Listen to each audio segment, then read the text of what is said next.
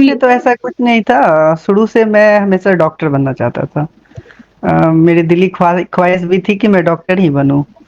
और जिसके लिए मैंने तैयारी भी की थी, नीट की एग्ज़ाम भी दी थी।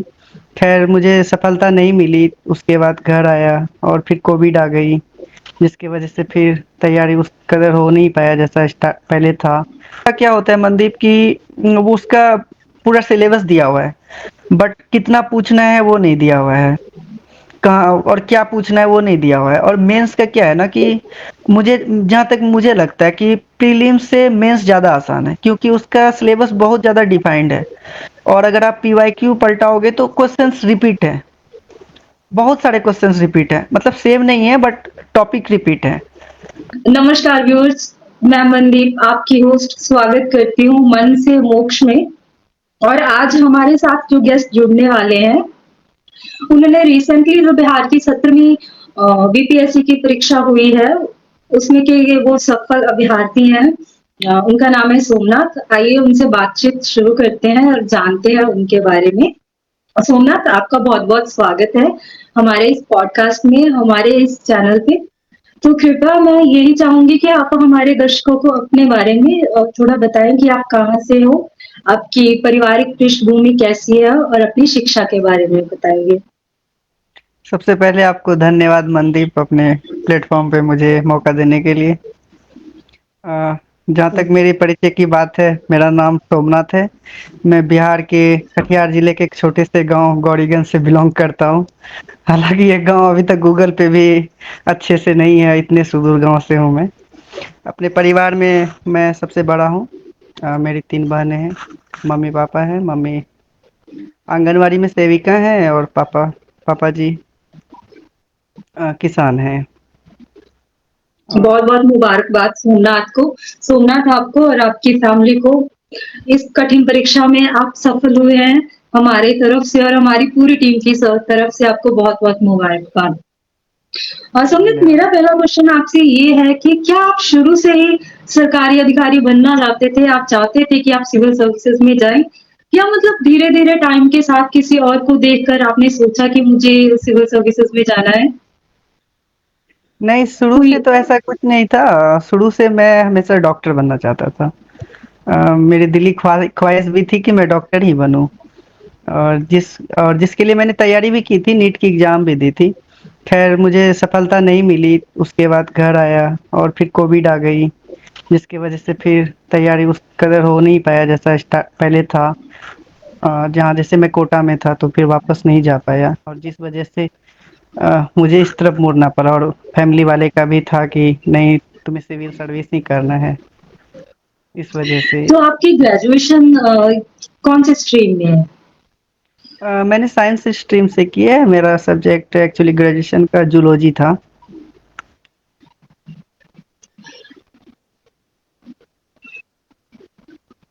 सुन, तैयारी का टाइम जब शुरू होता है तो उस टाइम पे इंसान को बहुत सारे चैलेंजेस को फेस करना पड़ता है। आपको कौन कौन से ऐसे चैलेंजेस को फेस करना पड़ा?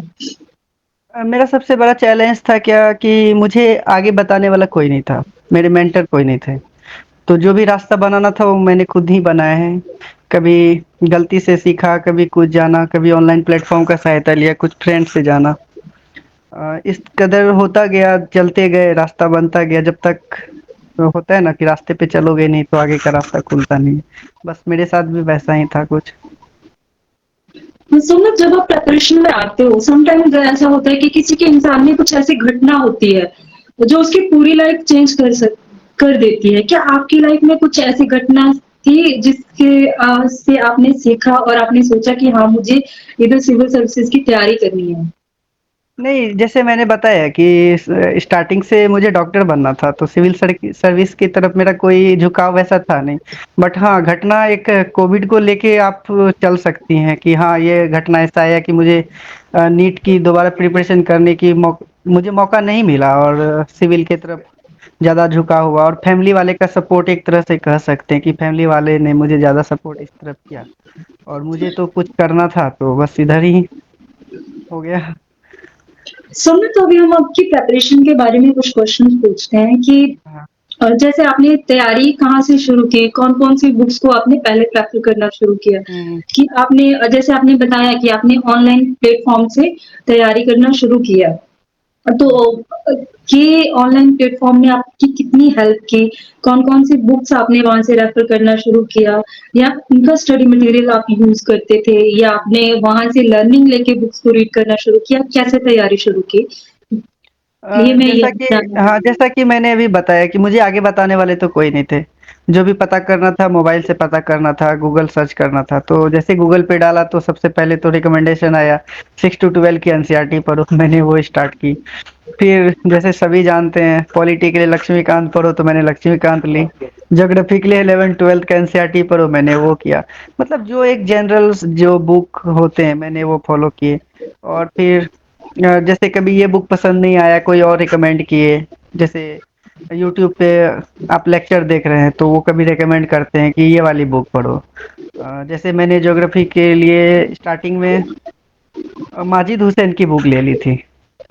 बट वो बहुत ज़्यादा बल्की था, बाद में पता चला कि माजिद हुसैन ठीक है बट वो बहुत ज़्यादा बल्की है, ऑप्शनल वालों के लिए थोड़ा ज़्यादा ठीक है। तो और आप एक जनरल तो उतना डीप पढ़ना सही नहीं है तो मैंने उसे छोड़ दिया। और सोलली रिलाय मैंने अपना जो ज्योग्राफी के बता रहा हूँ, ज्योग्राफी पर्सपेक्टिव से मतलब पर्सपेक्टिव से बता रहा हूँ, वो मैंने सोलली मैंने एनसीईआरटी को ही फोकस किया, मैंने और कोई फोकस नहीं किया। इस तरह से और धीरे धीरे करता गया। हाँ हाँ हाँ बोले। बिहार पब्लिक सर्विस कमीशन के लिए एनसीईआरटी क्या हेल्पफुल है? हाँ, हाँ, बहुत हेल्पफुल है। बिना एनसीईआरटी के तो बिहार पब्लिक सर्विस कमीशन के कोई भी सिविल सर्विसेज़ अधूरी हैं। एनसीईआरटी एक आप basic as a core book मान सकती हैं, उसी के आधार पे सारी बुक हैं। तो वो बहुत ज़्यादा हेल्पफुल है। ख़ास करके ज्योग्राफी तो मैं बोलूँगा ही ये हेल्पफुल है।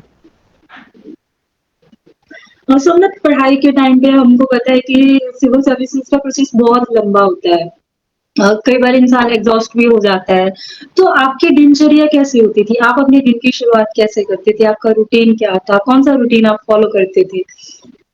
स्टार्टिंग में तो जब मैं ग्रेजुएशन में था तो उस समय मैं हॉस्टल में रहना प्रेफ़र करता था और हॉस्टल में ही रहता था। तो क्या था कि उस समय मुझे टाइम मिल जाता था। उस समय मुझे जैसे खुद का खाना बनाना या जो भी है उसका मतलब मुझे नहीं करना पड़ता था, तो मुझे अच्छा खासा समय मिल जाता था पढ़ने के लिए। बट क्या था कि ग्रेजुएशन जैसे मेरा 2023 में कंप्लीट हुआ और इसका जैसा कि आप 17वीं का आप जान रही हैं 24 के 13 दिसंबर को इसका एग्ज़ाम हुआ। तो 23 से जैसे मैंने अपना ग्रेजुएशन कंप्लीट किया तो मैंने अपना अलग खुद का फ्लैट लेकर के खुद से अपना सेल्फ स्टडी करके और खुद का ही मतलब खुद से अपना मतलब खाना-वाना जितना भी होता है किचन के काम खुद से ही करता था। तो हाँ, मतलब समय तो इधर जाता ही है, बहुत ज़्यादा जाता है।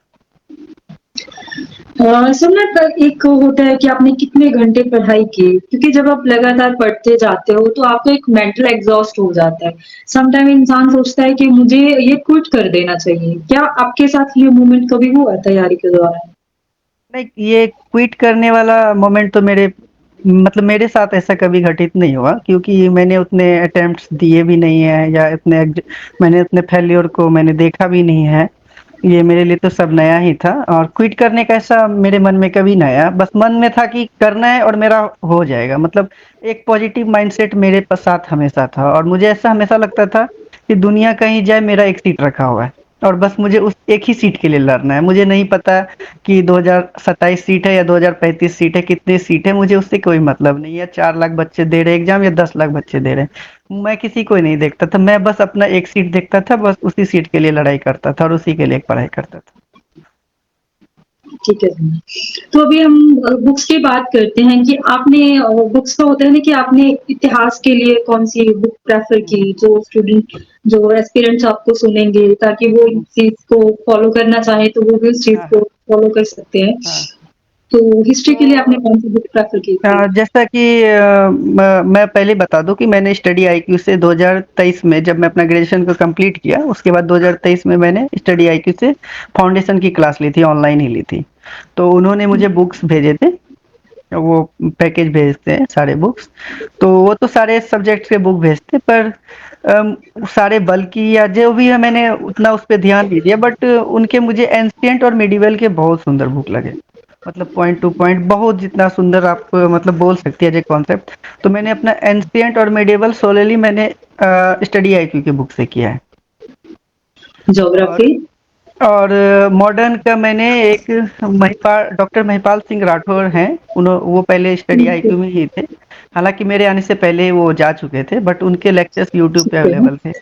हाँ, तो मैंने मॉडर्न हिस्ट्री पूरा डॉक्टर महिपाल सिंह राठौर के ही लेक्चर से किया है। 55-56 लेक्चर थे, मैं उसे देख लेता था, उससे नोट्स करता था और बार बार देखता था। और ज्योग्राफी सुना था आपने कहाँ से कि ज्योग्राफी के लिए कौन सी बुक आपने ज्योग्राफी पढ़ी थी? मैंने ज्योग्राफी के लिए कोई एक्स्ट्रा बुक नहीं लिया है मैंने। एनसीईआरटी फुल्ली मतलब रिलायबल था, मैं मतलब एनसीईआरटी से ही किया मैंने। पॉलिटी के लिए लक्ष्मीकांत बोला जाता है, क्या पॉलिटी हाँ के हाँ लिए हाँ। आपने भी लक्ष्मीकांत से तैयारी? हाँ, मैंने भी लक्ष्मीकांत को ही फॉलो किया पॉलिटी के लिए। और इकोनॉमी का कैसे किया आपने? इकोनॉमी के लिए पहले मैंने किया था वो, नाम मैं भूल रहा हूँ, बहुत दिन से बुक देखे भी नहीं है, तो वो आर्ट्स एंड कल्चर भी लिखते हैं वो, कोई तो एक टीचर है। अ, और उसके नितिन बाद फिर सिंघानिया की बुक से? हाँ हाँ हाँ, नितिन नितिन सिंघानिया, नितिन हाँ थैंक यू सिंघानिया। मान। हाँ थैंक यू मनदीप। मैंने स्टार्टिंग में नितिन सिंघानिया को एक दो बार पढ़ा, मतलब पहले तो एक बार पढ़ा, दो तीन बार रिवाइज किया।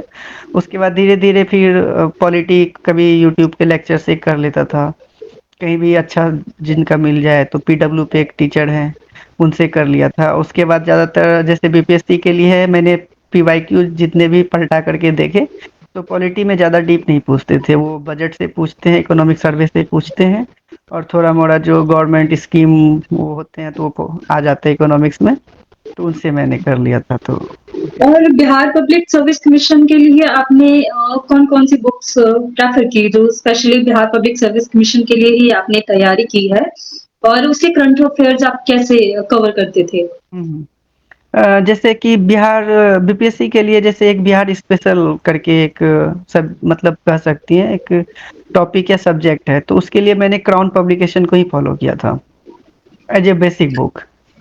क्राउन पब्लिकेशन की आती है, बिहार स्पेशल की आती है, मैंने उसे फॉलो किया था। और करंट अफेयर्स के लिए मैंने करंट अफेयर्स मार्केट में बहुत सारे हैं, तो मैंने एडुटेरिया का आता है, मैंने उनसे अपना प्रिपरेशन किया था। अ, तो मतलब प्रीलिम्स के लिए आपने कितने मॉक टेस्ट लगाए थे? वो मॉक टेस्ट की कितनी इम्पोर्टेंस है कि इंसान को कितने मॉक टेस्ट देने चाहिए? आपने कितने दिए थे?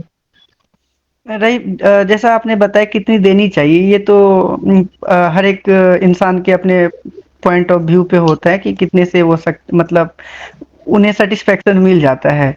रही बात मेरी, तो मैंने करीब 30 से 40 तो मॉक लगाए ही होंगे। और मॉक बहुत ज़्यादा इम्पोर्टेंट है, इससे आपके कॉन्सेप्ट क्लियर होते हैं, और जो भी आपको लगता है कि ये पढ़ा हुआ है, और एक्चुअली जब आप मॉक लगाते हैं या मेन एग्जाम में लिखते हैं, तो वो एज ए वो जो एक टू द पॉइंट होता है वो नहीं आता है, वो आप भूलते हो, लगता है कि मैंने ये पढ़ा हुआ है पर इसका एग्जैक्ट नहीं आता है। तो ये सारे क्लियर आपके मॉक से हो जाते हैं, वो आपके सबकॉन्शियस में जाते हैं, कि अगर कहीं गलती किया है तो वो सबकॉन्शियस में जाते हैं आपके। और फिर उसका सोमनाथ, एनालिसिस आपको तो लगता सबसे है कि ज़्यादा क्या इम्पोर्टेंट है। प्रीलिम्स में गेस वर्क काम करता है? गेस लगाने चाहिए? नहीं, गैस वर्क तो वनडे एग्जाम में शायद वर्क कर जाए, कि आप एक एग्जाम देते हो और आपको जॉब हो जाता है, बट जैसा बीपीएससी हो गया, यूपीएससी हो गया, यहाँ गैस वर्क काम नहीं कर सकता है। और जैसा कि यहाँ तो ये नेगेटिव मार्क भी कैरी करता है, तो अब तो नेगेटिव मार्किंग में आप तो गैस वर्क कर ही नहीं सकते, वो आपको ले डूबेगा। आप सोमनाथ, आप जो स्टूडेंट्स हैं, जो एस्पिरेंट्स हैं, जो तैयारी कर रहे हैं, आप उनको क्या कहना चाहोगे कि उनको कौन-कौन सी मिस्टेक्स में प्री में करने से बचना चाहिए कि वो प्री में एलिमिनेट ना हो? जहाँ तक मेरा ख्याल है, मैंने 70वीं का जो प्रीलिम्स दिया था, जैसे हॉल से निकले थे तो सभी बच्चे बोलते थे इसका क्वेश्चन बहुत आसान था, मैंने 140 करके आया हूँ, मैं हुँ। 140 मैंने करके आया है। किसी कोई बोलते थे मैंने सारे कर डाले, कोई 130 कोई 135, और मैंने बस 115 करके आया हुआ था उस समय, उतने मतलब हल्के क्वेश्चन होने के बावजूद भी। तो इसका मेन रीजन था कि अगर ज़्यादा क्वेश्चन हल्का दिखता है आपको हॉल में, तो इसका मतलब है कि आप ज़्यादा अटेम्प्ट करते हो, और जितना ज़्यादा अटेम्प्ट करते हो और गेस वर्क करते हो, तो नेगेटिव मार्किंग होने का बहुत ज़्यादा चांस होता है। और और यही वजह था कि मैंने बस 115 किया और मेरा बहुत कम नेगेटिव गया और जिस वजह से मेरा प्रीलिम्स क्लियर हो सका। तो मैं बस जो भी एस्पिरेंट है मैं उन्हें ये भी यही कहना चाहूँगा कि आप गैस मत करो, आपको जो आता है आप वो करो। आप क्वेश्चन वहाँ आपको ईज़ी दिख रहा है, हार्ड दिख रहा है, मिडिल दिख रहा है, वो आप मतलब छोड़ दो। आपको जो आता है आप वो करो। अगर आप जनरल में आते हो तो फिर अपना जनरल का मतलब अपना कट ऑफ देखो, अगर आप किसी कैटेगरी से आते हो उसका कट ऑफ लेकर के चलो। आपको इसमें टॉपर नहीं बनना है, 150 में आप 130 ला करके भी हॉल टिकट ही आपको मिलना है, आपको जॉब नहीं मिलनी है इससे। ये एक हॉल टिकट के लिए एग्जाम है। सुमित, जो मेंस के बारे में बात करते हैं हम, जो मेंस का एग्जामिनेशन होता है वो प्री से कितना अलग होता है? आपको कितना डिफरेंस लगा कि आपने आंसर राइटिंग कब शुरू किया? आप कितने क्वेश्चंस को डेली प्रैक्टिस करते थे? आपने हम्म, कैसे सीखा कि मतलब जो आपको आंसर राइटिंग करनी है, मतलब उसकी एक स्ट्रक्चर होती है, हम्म, उसको उसको स्ट्रक्चर वे में लाना आपने कहाँ से सीखा? हम्म। इसकी तैयारी आपने कैसे की? देखिए प्रीलिम्स का क्या होता है मनदीप की, वो उसका पूरा सिलेबस दिया हुआ है, बट कितना पूछना है वो नहीं दिया हुआ है, कहाँ और क्या पूछना है वो नहीं दिया हुआ है। और मेंस का क्या है ना कि मुझे जहाँ तक मुझे लगता है कि प्रीलिम्स से मेंस ज़्यादा आसान है, क्योंकि उसका सिलेबस बहुत ज़्यादा डिफाइंड है। और अगर आप पीवाईक्यू पलटाओगे तो क्वेश्चंस रिपीट है, बहुत सारे क्वेश्चंस रिपीट है, मतलब सेम नहीं है बट टॉपिक रिपीट है। मैं जैसे करंट अफेयर्स की बात नहीं करूँगा, जैसे हिस्ट्री की बात कर लो या बिहार के ज्योग्राफी की बात कर लो।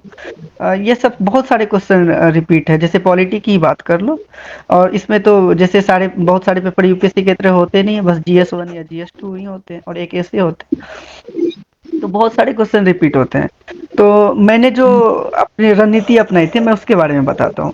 तो मैंने क्या किया था कि 39 बीपीएससी 39 या 38 से या 48 से, मतलब एग्जैक्ट याद नहीं मुझे, मैंने सारे पीवाईक्यू कर डाले थे। 69 तक के सारे पीवाईक्यू कर डाले थे। और रही बात जैसा आपने पूछा कि इसका स्ट्रक्चरिंग आपने कहाँ से सीखा, तो मुझे जैसे मैं पहले भी खुद से लिखता था पर उस तरह से स्ट्रक्चरिंग हो नहीं पाता, तो मैं इसके लिए क्या किया था कि मैंने चैट जीपीटी का हेल्प लिया।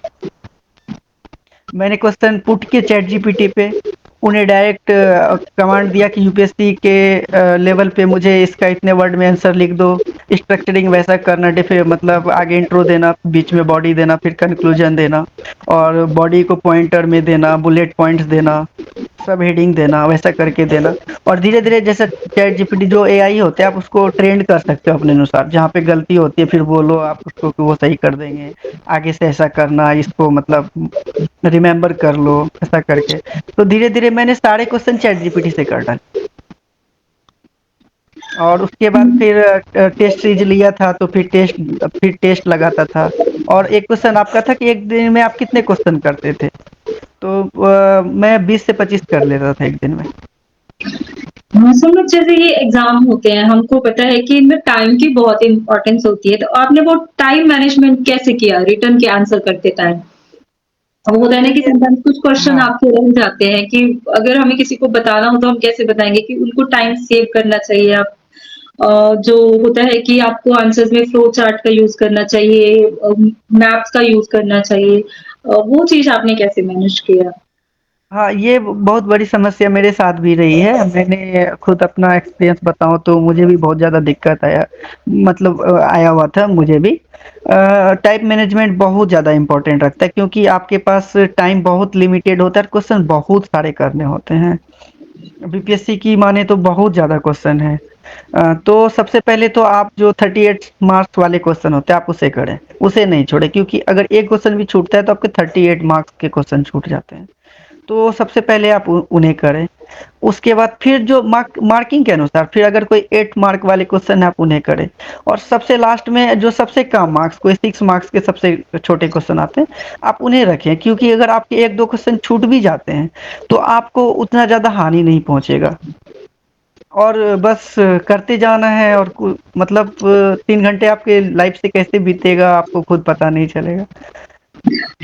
सोनल, जैसे आपने बताया आपने तो कोई जॉब वगैरह पहले नहीं की हुई है, कुछ ऐसे भी स्टूडेंट्स मतलब एस्पिरेंट्स होंगे जो जॉब के साथ तैयारी करते हैं, क्या मतलब उनके लिए ये टाइम मैनेजमेंट करना मतलब वो लोग परीक्षा निकालना उनके लिए सही होगा क्या? ऐसे स्टूडेंट्स होते हैं, एस्पिरेंट्स होते हैं, तो जॉब की इस तैयारी के साथ-साथ भी इस परीक्षा को कर सकते हैं, उनके लिए आप क्या कहना चाहोगे? मेरी मानो तो मनदीप कुछ भी टफ नहीं है। अगर टफ है कुछ तो इंसान को सही लाइन पे चलना और राइट माइंडसेट ये सबसे ज़्यादा टफ है। आदमी डिसाइड तो कर लेते हैं मुझे सिविल करना है और फॉर्म भी भर देते हैं पर उसके लिए पढ़ते नहीं है। मतलब उन्हें करना है पर उसको उसको करने के लिए जो प्रिपरेशन लगती है या उसके लिए जो मेहनत खोज मतलब ये खोजता है एग्जाम वो समय नहीं देते हैं। तो सबसे बड़ा तो मैं यही कहूँगा कि टफ कुछ भी नहीं है। टफ है माइंडसेट को बनाए रखना, राइट माइंडसेट को बना के रखना, पॉजिटिव रहना, ये सबसे ज़्यादा टफ है। हाँ, सोमनाथ आपके इंटरव्यू के अनुभव कैसे रहे? इंटरव्यू का दिन कैसा रहा आपका? क्या आपको कुछ स्ट्रेस था उस टाइम पे? हर इंसान को एंग्जायटी होती है, देख के आए थे, तो वो दिन इंसान को याद रहता है। तो वो आप दिन आप कैसे हमको किसी को बताओगे कि वो इंटरव्यू का दिन कैसा रहा आपका?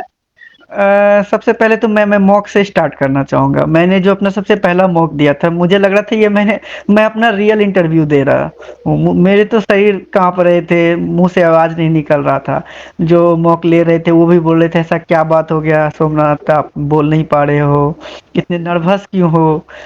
कैसे होगा? उन्होंने बहुत उसके बाद मैंने 2-3-4 मॉक लगाए।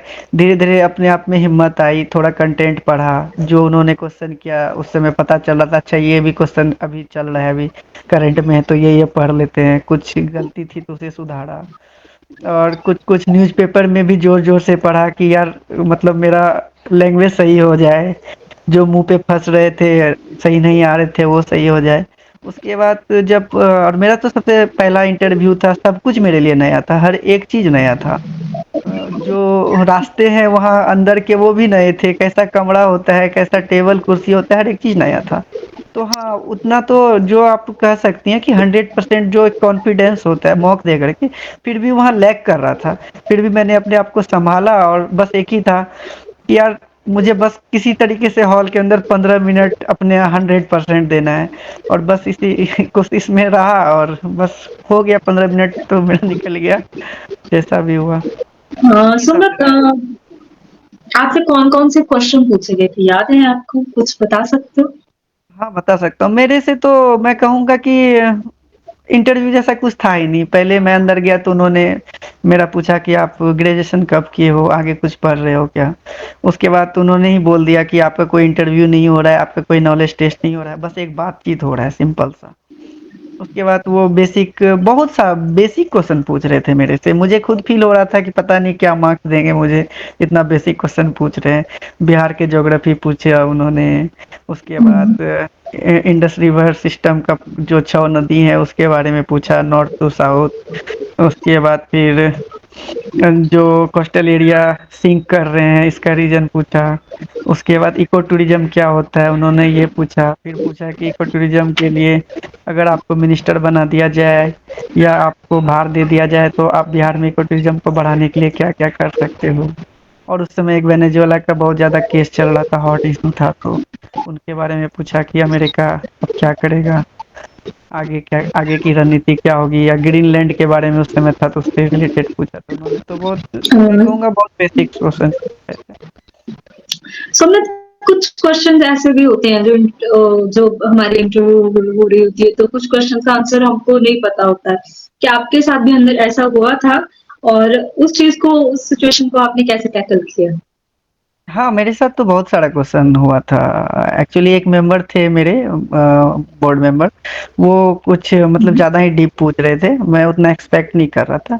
तो मैंने सिंपल आंसर दिया, I am really sorry sir, मुझे नहीं पता है, मैं जा कर के देख लूँगा ये। तो आप बस सॉरी कह सकते हैं, उस क्वेश्चन को पास कर सकते हैं। वो उन्होंने पहले ही आगाह कर दिया था कि ऐसे बातचीत है, आपका नॉलेज टेस्ट नहीं हो रहा है। आता है तो आंसर दीजिए, नहीं है तो आप सॉरी करके आगे चल सकते हैं। सोमनाथ एक होता है कि जब आप एग्ज़ाम की तैयारी कर रहे होते हो, समटाइम्स आप डिसअपॉइंट हो जाते हो कि मतलब इतना लंबा प्रोसेस है, कैसे चलेगा? हुँ, हुँ। उस टाइम पे स्पिरिचुअलिटी का आपकी लाइफ में रोल जहाँ आपका ट्रस्ट स्पिरिचुअलिटी पे जो हमारे कुछ फ्रेंड्स होते हैं जिनके साथ हम बातचीत करते हैं अपनी मेंटल कंडीशन शायद जो हम किसी के साथ शेयर नहीं करते, वो अपने दोस्तों के साथ शेयर कर सकते हैं। क्या आपको लगता है कि जब आप ऐसी सिचुएशन से गुज़र रहे हो, जब आप इतने ज़्यादा पैनिकनेस में हो, तो उस सिचुएशन में स्पिरिचुअलिटी से रिलेटेड पीपल या मेंटल हेल्थ से रिलेटेड पीपल या आपके दोस्त उस टाइम आपको काम करने में आपकी हेल्प करते हैं? आपके साथ भी ऐसी सिचुएशन आई है कभी? हाँ, मतलब मेरे साथ तो जैसा मैंने बताया कि मैं अकेला ही सब कुछ करता था हैंडल, तो थोड़ा तो आप कभी न कभी अपसाइड डाउन तो हर एक इंसान की लाइफ में होता है। कभी आप बहुत ज़्यादा डिप्रेस्ड हो जाते हो, यार होगा या नहीं होगा पता नहीं, क्या होगा? तो वो तो हमेशा लगा रहता है। तो इसके लिए मैं एक ही चीज़ कहूँगा कि आप योगा करें और बस रोज़ रात में आप यूनिवर्स को थैंक्स बोले कि आपने जो भी दिया सही दिया। उसके लिए आपका थैंक यू है, और थोड़ा-सा अपने मन में इससे क्या होता है ना कि पॉजिटिविटी आती है मन में। और फिर आपको जब पॉजिटिव चीज़ें दिखती हैं अपने लाइफ में कि हाँ, सब सही हो रहा है, एग्ज़ाम दे रहे हैं तो हो रहा है, टेस्ट दे रहे हैं तो मॉक दे रहे हैं तो अच्छे मार्क्स आ रहे हैं, तो आपको लगता है कि हाँ, सब सही हो रहा है। तो इससे आपका थोड़ा-सा मतलब होता है ना कि हाँ यार, मतलब ठीक है, अपना तो हेल्प हो ही रहा है, खुद से तो मेहनत कर ही रहे हैं, लेकिन हाँ, एक जो एनर्जी है एक यूनिवर्स में, वो भी मेरी हेल्प कर रही है।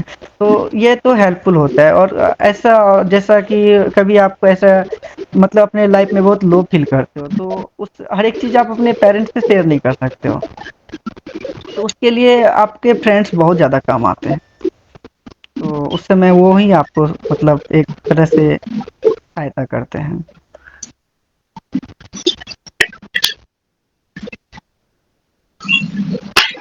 सोनल, अभी हम आपसे कुछ जल्दी-जल्दी क्वेश्चन पूछेंगे, आपको उसका फटाफट आंसर देना है। अच्छा, जिसका आंसर ऐसी नहीं बुक आएगा मैं पास तो बोल सकता हूँ ना। कोई ऐसी बुक आपको लगता है जो हर इंसान को पढ़नी चाहिए? कैंडिडेट चाहिए जो किसी भी एग्ज़ाम की तैयारी कर रहे हैं, उनको वो पढ़नी ही चाहिए, कोई ऐसी बुक तो आप रेकमेंड करना चाहोगे? मैं श्रीमद् भागवत गीता को बोलूँगा पढ़ने। कोई ऐसी आदत आपकी जिसने आपकी पूरी की पूरी तैयारी बदल दी हो? हाँ, रोज़ यूनिवर्स को थैंक्स बोलना। आपका फेवरेट सब्जेक्ट? ज्योग्राफी। और आपके लिए जो सबसे हार्ड जो टफ सब्जेक्ट था वो कौन-सा था? जो आपको टफ लगता है? इकोनॉमिक्स कह सकते हैं। आप क्या पसंद करते हो, चाय या कॉफ़ी? चाय इज़ द बेस्ट। कौन-सी समय पढ़ाई के लिए आपको ज़्यादा बेस्ट लगता है, मॉर्निंग का या रात का समय? मेरे लिए तो रात था, मैं रात-रात भर उल्लू की तरह जग करके मॉर्निंग तक पढ़ता था। अच्छा, नोट्स मेकिंग में ऑनलाइन नोट्स या हैंड रिटन नोट्स? मैंने नोट्स कभी बनाए ही नहीं। मेरा नोट्स बुक में ही होता था, हाइलाइट कर देता था बुक को, और जो भी लिखना होता था इधर-उधर लिख देता था। मॉक टेस्ट देना या बार-बार चीज़ों को रिवीजन करना, कौन? बार-बार रिवीजन करना, मॉक दे करके एनालाइज करना, फिर रिवीजन करना, मतलब मॉक मोस्ट इम्पोर्टेंट चीज़। आपकी लाइफ की एक ऐसी मिस्टेक जिसको आप कभी रिपीट नहीं करना चाहोगे? ऐसा तो अभी याद नहीं आ रहा है। ठीक है। जो अभी एस्पिरेंट्स इसकी तैयारी कर रहे होंगे, उसके लिए आप क्या कहना चाहोगे कि उनको अपने दिन की शुरुआत कैसे करनी चाहिए? कितने उनको मार्क्स देने चाहिए? कैसी प्रिपरेशन है कि वो उनको एक सक्सेसफुल कैंडिडेट्स बना सकती है? कुछ रूटीन जो आप उनको बताना चाहोगे कि देखिए मनदीप, पढ़ने का तो सभी पढ़ते हैं, हुँ, और बट एग्ज़ाम सबके क्लियर नहीं होते हैं। तो मैं बस हुँ। ये कहना चाहूँगा कि आप पढ़ने के लिए मत पढ़ो, आप एग्ज़ाम क्लियर करने के लिए पढ़ो। क्योंकि आपका मेन गोल नॉलेज गेन करना नहीं होना चाहिए। आपका मेन गोल एग्ज़ाम क्लियर करना हो चाहिए। अगर आप एग्ज़ाम क्लियर करना चाहते हैं, आपको जॉब चाहिए, मैं उस लिहाज से बोल रहा हूँ। वैसे नॉलेज तो इम्पोर्टेंट है ही। तो आप एक और पॉजिटिविटी में मेरे केस में मैं मुझे लगता है पॉजिटिविटी का बहुत ज़्यादा बड़ा रोल है। मैं अपने नज़दीक नेगेटिविटी को भटकने भी नहीं देता था। कोई कुछ नेगेटिव बोलता था, मैं बोला चुप, चुप, चुप, मैं जा रहा हूँ या तू उठ के चला जा यहाँ से। कि नहीं होगा एग्ज़ाम, बहुत टफ है, ऐसा है, वैसा है। तो पॉज़िटिविटी बहुत ज़्यादा मतलब इम्पोर्टेंट है किसी के लाइफ़ में एग्ज़ाम क्लियर कराना। इससे आपको एक बूस्ट मिलता है, बहुत ज़्यादा मोटिवेशन मिलता है। सो ना समटाइम्स ऐसे एस्पिरेंट्स होते हैं जो बहुत वीक, जिनका फाइनेंशियल बैकग्राउंड बहुत वीक होता है। वो इस तैयारी को करने के बारे में सोचते तो है, फिर उनको लगता होगा कि शायद वो छोड़ देते हैं कि पता नहीं इस तैयारी में कितना फाइनेंशियल उनको प्रॉब्लम्स और झेलनी होगी। तो ऐसे स्टूडेंट्स के लिए आप क्या कहना चाहोगे?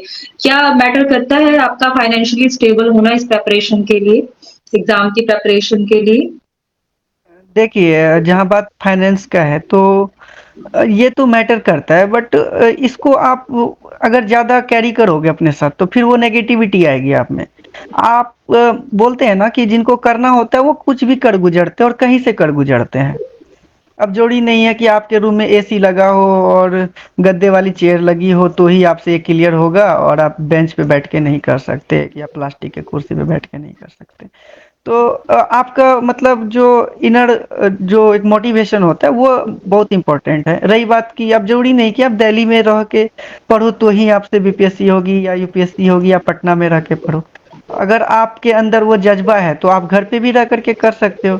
और आज जितना डिजिटल युग का ज़माना मतलब डिजिटल का डिजिटलाइज़ेशन हो चुका है, तो आप मोबाइल पे टेलीग्राम, यूट्यूब, एआई हर एक चीज़ का यूज़ कर सकते हो। अब ज़रूरी नहीं है कि आप कहीं बाहर ही जाओ। बस इम्पोर्टेंट है कि आपके अंदर कर गुज़रने का कितना ज़्यादा जज़्बा है, ये ज़्यादा इम्पोर्टेंट है। सोशल मीडिया ने आपका कितना ध्यान भटकाया इस परीक्षा के टाइम में? क्योंकि ज़्यादा लोग टाइम सोशल मीडिया पे वेस्ट करते हैं। हाँ, क्या मेरा आपके भी साथ भी बहुत ऐसा ज़्यादा हुआ? हाँ, मेरे साथ भी बहुत होता था तो मैं अनइंस्टॉल कर देता था जब तक मेन एग्ज़ाम नहीं होता था। जैसे पीटी से 2 महीने 3 महीने पहले अनइंस्टॉल कर दिए, उसके बाद फिर जब पीटी दिया तो इंस्टॉल कर लिया, देख लिया और रिज़ल्ट तक रुकता था। जैसे मेंस का मतलब पीटी का रिज़ल्ट 1 महीने लगते थे आने में, हुँ। तो 1 महीने तक रुकता था। देखा कि आज हो गया तो फिर अनइंस्टॉल कर दिया, अब मेंस की पढ़ाई में भिड़ जाओ। फिर मेंस हो गया तो फिर रिज़ल्ट तक इंस्टॉल ही है, फिर जैसे हुआ तो फिर उसको इंस्टॉल करके इंटरव्यू में लग जाओ। तो इस तरह से हाँ, मतलब तो मतलब पीवाईक्यू लगाना कितना ज़रूरी है? उसको समझना, पीवाईक्यू को समझ के क्या पीवाईक्यू को ही बार-बार रिपीट करते जाना है या उस प्रोसेस को समझना है कि इसमें अब क्या होगा? क्योंकि कई बार गलती करते हैं ना एस्पिरेंट्स की बार-बार उन्हीं क्वेश्चन को रिपीट करते रहते हैं। क्या उनको हाँ, हमको समझना है या उनको रिपीट करना है? वो ही मॉक लगाते जाना है? पीवाईक्यू को आप एज ए ये मत समझ के चलो कि पीवाईक्यू कर लिया तो आपका एग्जाम हो रहा है। पीवाईक्यू से आपको एक ट्रेंड मिलता है। आप देखो कि 2020 के एग्जाम लगा रहे हो, पीवाईक्यू लगाए, तो आप बस 20 के एग्जाम के क्वेश्चन लगा करके बस आप ये मत कर लो कि मैंने 20 के लगाए। जब 20 के क्वेश्चन लगा रहे हो तो उसमें जो आप क्वेश्चन देख रहे हो करंट के, तो आपको उसमें अगर दिख रहे हैं कि इसमें कोविड से पूछ रहा है क्वेश्चन, या उस समय के बजट से पूछा है, या उस समय की इकोनॉमिक सर्वे से पूछा है, या जो भी स्कीम्स लॉन्च हुई, जो भी प्रोग्राम्स लॉन्च हुए, वो अगर क्वेश्चन आ रहे हैं, तो आपको इससे ये समझना चाहिए कि अच्छा इस समय ये हुआ था तो क्वेश्चन पूछा गया, मतलब ये ट्रेंड फॉलो हो रहा है।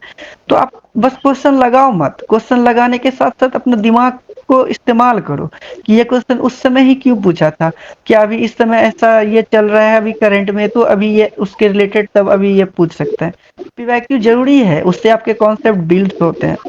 सारे करंट्स नहीं पूछते हो तो पीवाईक्यू में स्टैटिक भी पूछते हैं ना, तो उससे क्या होते हैं कि आपके कॉन्सेप्ट बिल्ड्स होते हैं। बट आप सोलली रिलाय अगर करोगे पीवाईक्यू पे और जो करेंट्स में अभी मॉक चल रहे हैं वो नहीं लगाओगे तो फिर वो किसी काम के नहीं है।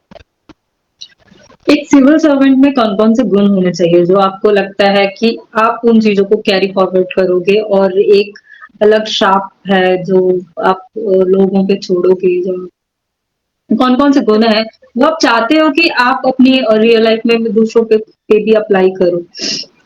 सबसे बड़ा गुण लगता है काइंड हार्टेड होना। सबसे बड़ा जो ह्यूमैनिटी है वो मेंटेन करना और अपने अंदर उसको जिंदा रखना, अपनी जमीर को नहीं मरने देना, ये सबसे बड़ा गुण है।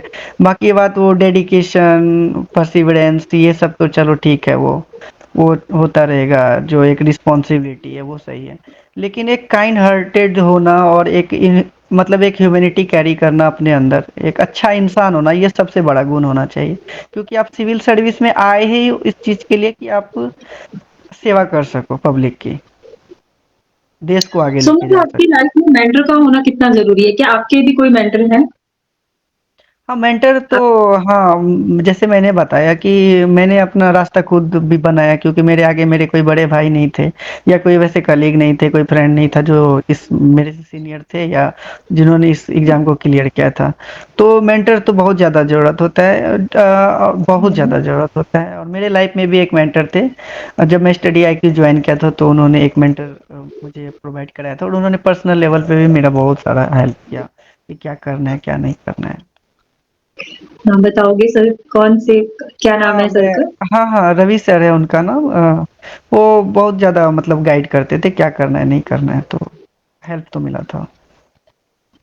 ठीक है सोमनाथ, आप हमारे साथ जुड़े, आपका बहुत-बहुत धन्यवाद।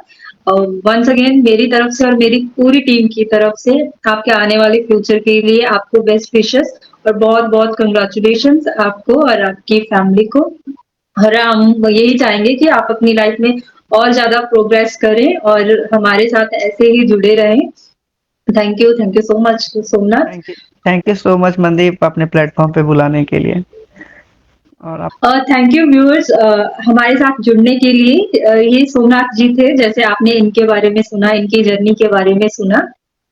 हम चाहेंगे कि आप हमारे साथ ऐसे ही जुड़े रहिए ताकि हम आपके साथ ऐसी बहुत सारी और स्टोरीज शेयर कर सके। आपकी लाइफ चेंज होती है, आपकी लाइफ में अगर आपका पॉजिटिव माइंडसेट है। तो हमारे साथ जुड़े रहने के लिए आप सबका बहुत-बहुत धन्यवाद। हमारे चैनल को लाइक करें, शेयर करें और सब्सक्राइब करें और हमारे साथ हमेशा ही ऐसे जुड़े रहिए और अपना प्यार मन से मोक्ष के साथ बनाए रखें। Thank you once again. Thanks for